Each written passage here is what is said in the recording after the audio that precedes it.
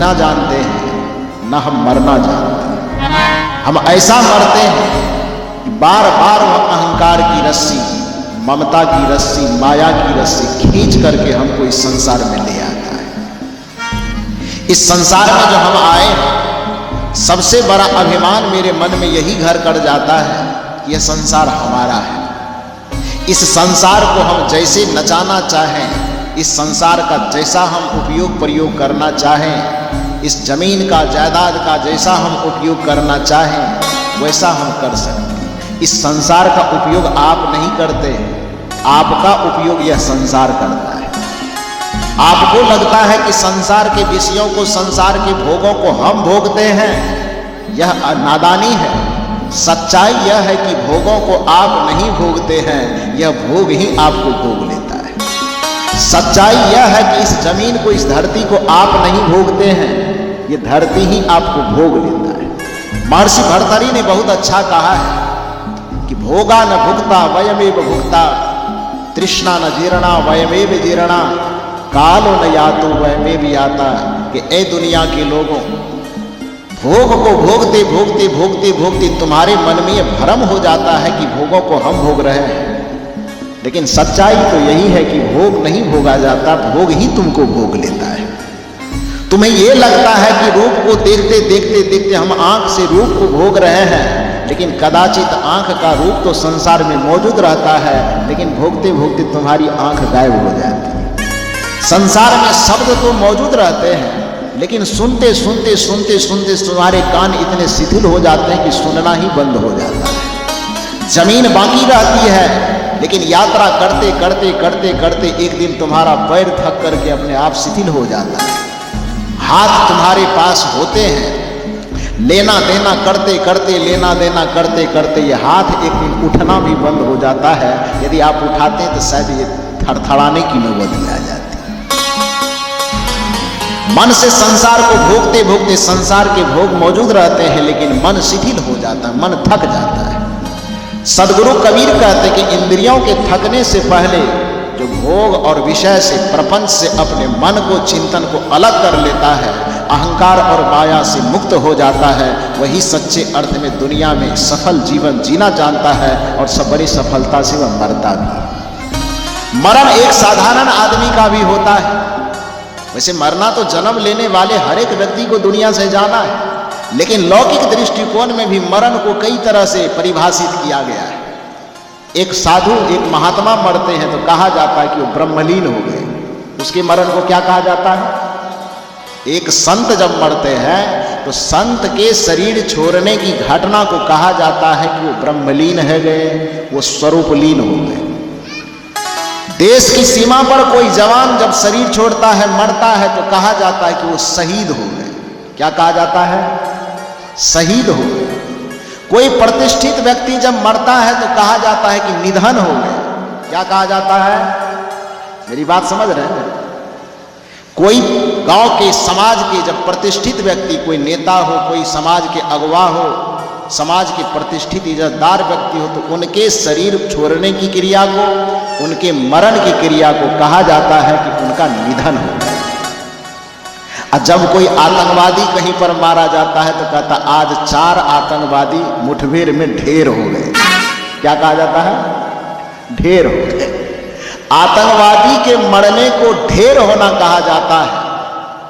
एक साधारण भोग विषय वासना में रच पच करके जीने वाले के मरण को, मर गया, फलना आदमी मर गया, देह त्याग कर दिया, उसका कोई गिनती नहीं। देश की सीमा पर लड़ने वाले, अपने राष्ट्र के लिए लड़ने, जीने, मरने वाले के मरण को कहा जाता है कि वो शहीद हो गए।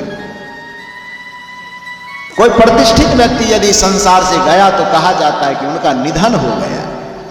और जब एक संत, एक महापुरुष शरीर को छोड़ते हैं तो कहते हैं वो अपने स्वरूप में लीन हो गए, ब्रह्मलीन हो गए, परमात्मा में लीन हो गए। जन्म लेने वाले हर एक व्यक्ति का मरना तय है, लेकिन सबके मरण में बड़ा अंतर है।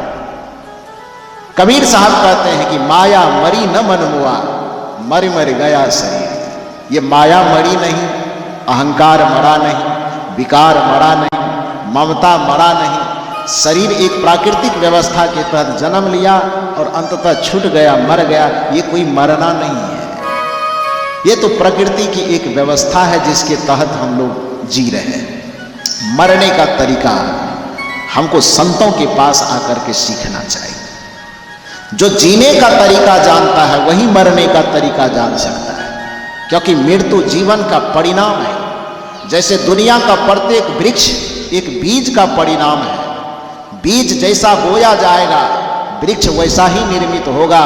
उसी तरह से जो व्यक्ति संपूर्ण जीवन को व्यवस्थित तरीके से जीना जानता है, जो व्यक्ति अपने संपूर्ण जीवन को सजा करके जीना जानता है, उसका मरण भी एकदम सजा हुआ होता है। उसका मरण भी बड़े ढोल नगाड़े के साथ ही दुनिया से जाता है।